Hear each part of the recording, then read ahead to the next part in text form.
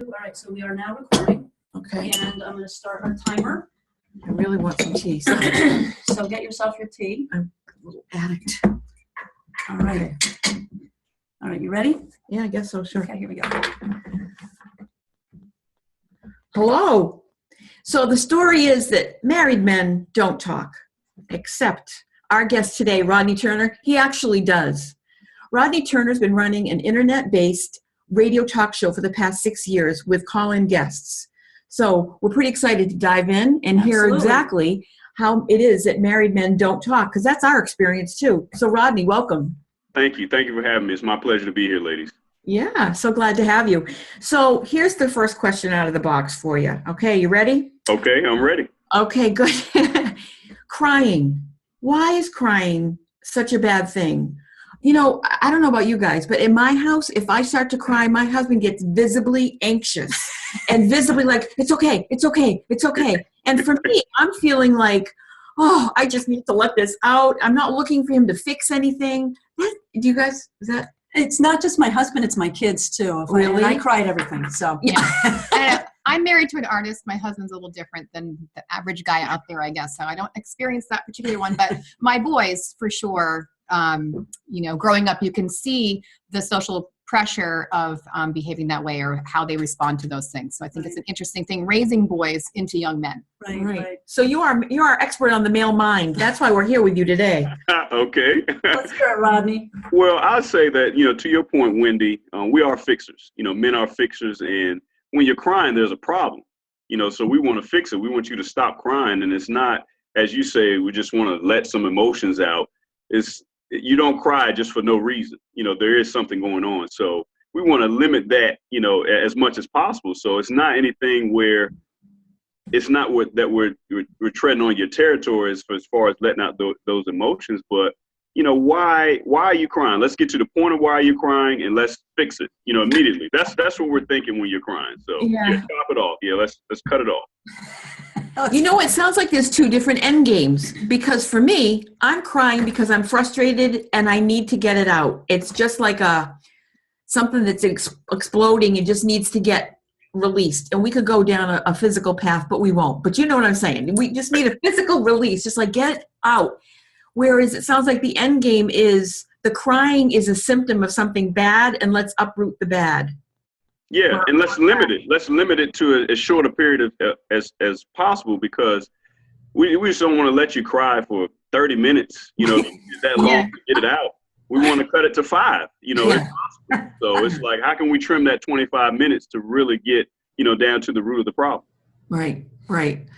Yeah, so it sounds like guys are really solution oriented, and we're kind of using it as a mechanism of release. It isn't to get attention or to say, I really need some help here so much, at least for me. I don't know. It is. It's definitely more of a release. Yeah. But that makes sense to me that, but that somebody would come in, men in particular, and want to solve the problem. That makes a lot of sense. Yeah. And I think a lot of it has to do with the way men's brains work. Men's brains are just designed to deal with problems. And I'd have to go back and do my research, but I know I've read about this recently. The male brain is designed differently than the female brain, and ours are definitely more emotionally based, and the men's are definitely more solution-based, as a general rule. Obviously, there are a lot of variations within that, and it just is the way, it's biologically kind of the way it is, and sometimes there's not a whole lot you can do about it unless you talk about it, and that's where the neofrontal cortex comes into play, because you can be intentional about, okay, am I going to handle this problem?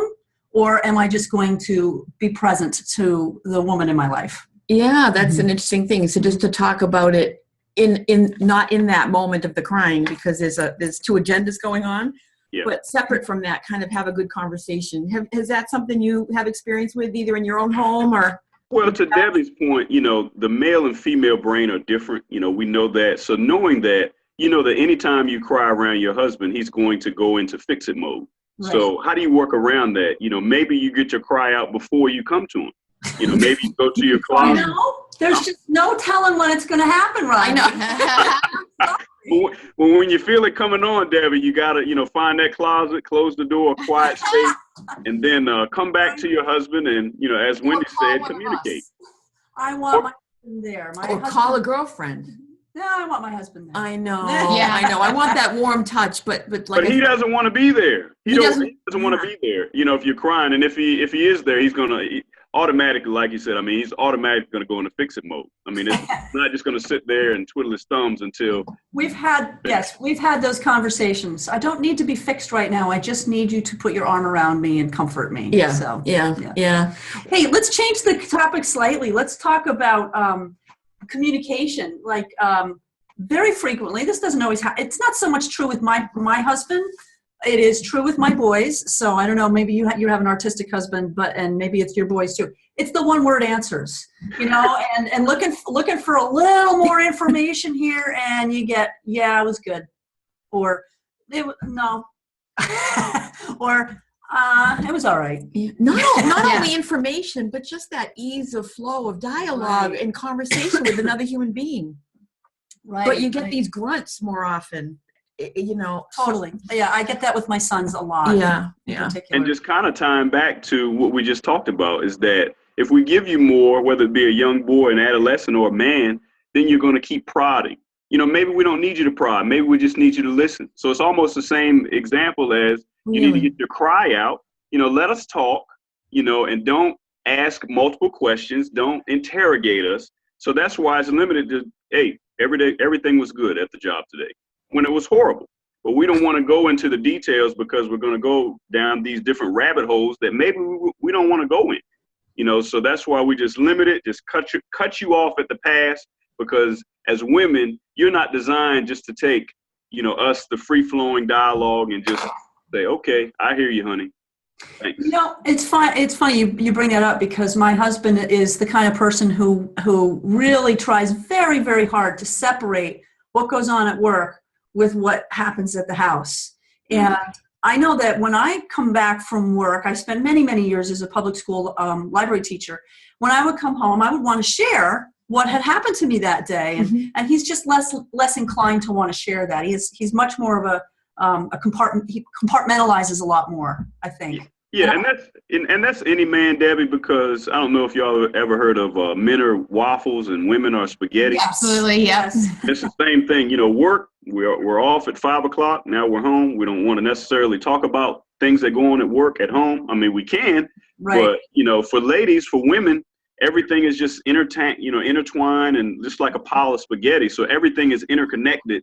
You know, you know, whereas we're, you know, as you said, we're compartmentalized. You know, everything is in its nice little neat box. And, you know, to get us to come out of those boxes is that, you know, we just generally need a listening ear and not the rebuttals, the interrogations, or, you know, the changing of, you know, how we really feel. You know, unfortunately, our wives try to say, well, do you really feel like that? And it's like, well, yeah, I do.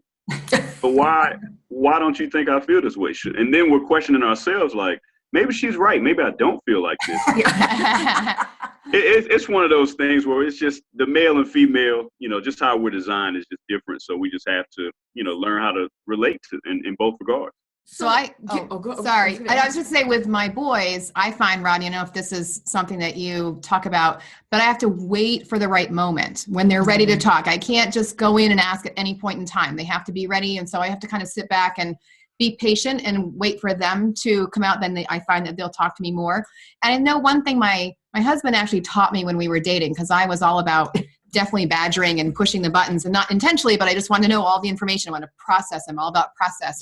And he said, and I wish I could quote him exactly, because I really learned a lot, but he said, if you always have to process, if you always have to interrogate and ask me questions all the time, it takes away the magic and the mystery of a relationship where you should be able to understand me sometimes, and we shouldn't have to talk about it in detail. And I really found that a very valuable advice for me as the partner from my husband. Yeah, and we don't want to be interrogated. You know, maybe we want to tell you all about our day, but we don't want you, well, why didn't you tell him this? Well, why did she do that? You know, that's what you go into, whereas we just want, and that's why we just say, everything was great at the office, you know, what's for dinner? You know, we don't want to get into all of that, because unfortunately, the interrogation starts, and we don't want to be, we had a horrible day at work. We don't want to be interrogated at home. Yeah. Is there, that's what you just said really intrigues me, because is there something in there about, I want to come home and show you my best and be my best self. I don't want you to know that I had a bad day at work and the boss was riding my butt. I don't want to tell you that, Wendy. Is there something in there about that? It's a little, Wendy. We males have egos. So we want to make sure we're top performers in both, areas, home and work. But, again, we want to be able to express ourselves, absolutely, but at the same time, we don't want to be beat down, for any of our vulnerable feelings that we, sort of let out. And that's what the risk is. Once we become vulnerable, it's that we're going to be attacked, and then it's going to be brought up 10 years from now, because that's just how women are, unfortunately. And, that's interesting. I don't mean to generalize, but that seems the case with myself and my friends. You've been on the radio 3 hours a week for the past 6 years with a bunch of guys. I trust Yeah, we're all the same. We're all the same. Men are all the same. So you're speaking the truth here, and I hear it. I get it. Totally. So Ronnie, can I ask you, just thinking about, really how families are structured today and how my parents were structured, how their relationship was structured. What would you say would be the biggest relationship challenge for men today? And is it different than our parents? Absolutely. I think communication is key. That's the biggest challenge that we face, because a generation ago, like I look at my father, my parents are still married. I think they're 45 years, just celebrated this year, but he was the breadwinner. My mom worked as well, but most often in a generation ago, you had the single breadwinner, and mom stayed home and tended to the kids and, ran the household. Whereas today in 2015, you have dual incomes, dual careers. And, I get involved in a lot of the day-to-day with my 3 children. So, it's just about, communication, with those things, and, just making sure that the ship still runs smoothly with 2 commanders, essentially, whereas before, the home was the woman's domain, was the wife's domain. So that's changed over the years, where both are, it's more like a partnership in the day-to-day running of the household. Yeah. And that's a huge shift. And in my personal opinion, this is just saying it like I feel it. I feel that there has been, that we're kind of I'm 56 years old. We're kind of we're in a generation that's transitioning from the old, that way of life, male comes in and the woman's running the home, to a different way of life. And we're sort of like a guinea pig generation in a way. We're trying to figure it out in a way that preserves that male ego and that preserves the man feeling really powerful and empowered, while we're sharing that power. And sometimes we'd rather not. Could somebody just come in and take care of me? And I don't even like saying those words out loud, but I'm telling you the truth. Sometimes I want the man, my husband, to come in and just say, here's $1 million a week. Here's your vacation, and I want you to have bonbons. I mean, I want $1 million a week too. I'm just saying. But today, so I hear you. It's a very interesting question. Like, what? There is a lot of differences between us and what our parents did. And that has to be articulated, because again, times have changed. That has to be articulated, and it's unique to that couple. You can't really say, well, right, you should go this way because this is how we do it. Though that husband and wife have to come together and get on the same page about what works in their household, because what works in the neighbor's household may not work for them. Right. Yeah, that's true. Speaking of households. I've been thinking about this question since we arranged to have a conversation with you. Okay. I've been married 19 years, and we have lived in 2 places. Most recently, this place with this lovely orange here. Most recently, this place, and for the past 7 or 8 years, we moved in, and I set up my kitchen, because that's how I roll. That's how we roll. I'm the girl, and I set up my kitchen. Nothing has ever changed in the kitchen. This is where the spatulas go. This is where the good china goes. This is where the cups go. This is where the glasses go. My husband unpacks that dishwasher, and I swear it's like, welcome to your home. The spatula doesn't go here. It goes there. It's never gone there. It's always been here. And why are the glasses with the mugs? And and it happens all the time. And I say to myself, you don't behave like this at work because you wouldn't have a job. So I know that you are capable of figuring out where things go and which email should go to which person. So can you help me? I can. I'll start with a question. Are you OCD? I am not. Well, we all are just a little We bit. all are just a little All bit. right. To be I fair, am just a we're on little the bit. spectrum. Absolutely. I am just a little bit. But, I would say that you said my kitchen, that's your kitchen, your domain. You did say that. You did say I that. did. I'm a good listener, Wendy. So, and when he does put the dishes away, do you appreciate the fact that he put them away and not left them in the dishwasher? I feel like I do. I always say thank you. I'm saying thank you a lot to him. But I also have to pull out a spatula and go, really? I just don't get it. And I don't beat him with it, but I do bring it to his attention. Well, I mean, have y'all put the dishes away together and made it like or just, you kind of just leave him to his own I would devices? do that if he was 6. I would do that if he was 6. Wait a minute. You have to do that because obviously it's an issue for you when he puts the spatula with the mugs. It's true. So you have to walk us through this, how you want it done, and that will articulate to him that it's important to you because honestly, what I'm hearing, that's not a priority. Obviously it's a priority that he gets his job done and he performs well, Right. because that's, that's how you make a living.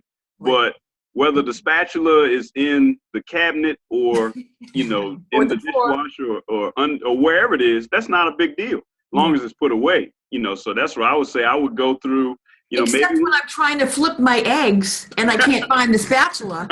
And I'll tell you what I do. This is a woman's mind. My mind goes to, you don't know where the spatula goes in our kitchen. What does that say about our relationship? That's where I go.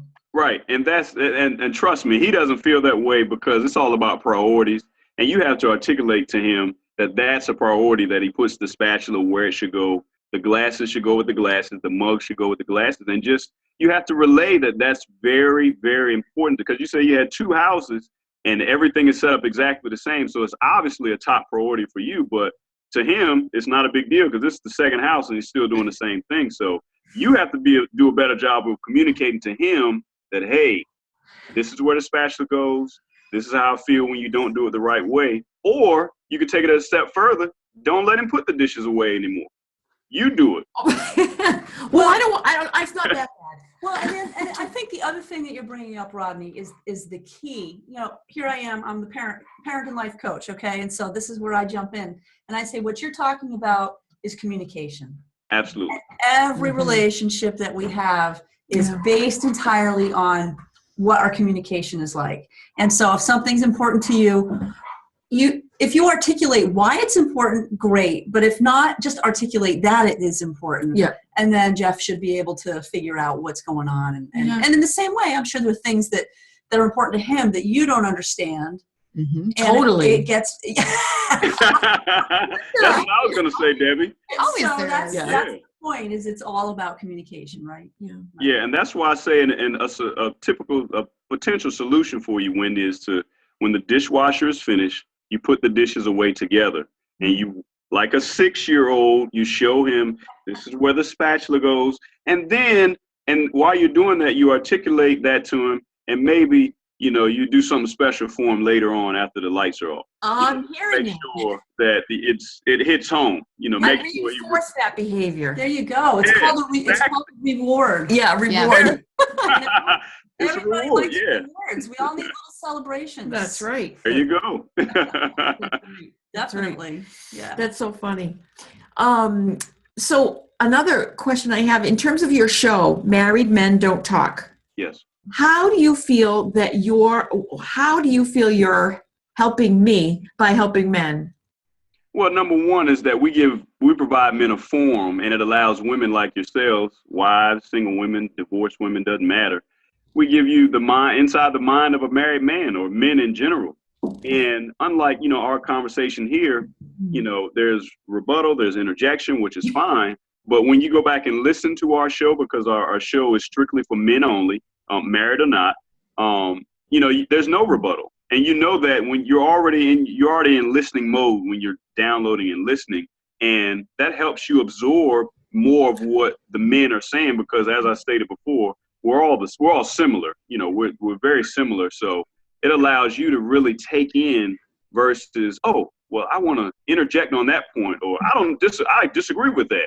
You really can't do that when you're listening to a previously recorded show, a bunch of men talking. So it helps women, and it has helped women because it takes you inside the mind of a married man. And, you know, unlike our show, it's just a bunch of us men, and we're not interrogating folks like y'all do, you know, like women do. You know, we're not doing that, and we're not, you know, we do dig deep, but, you know, it allows us just to, you know, prod and try to pull out some things, but at the same time, you know, it's in a healthy and loving manner, you know, if you will, versus the interrogation style.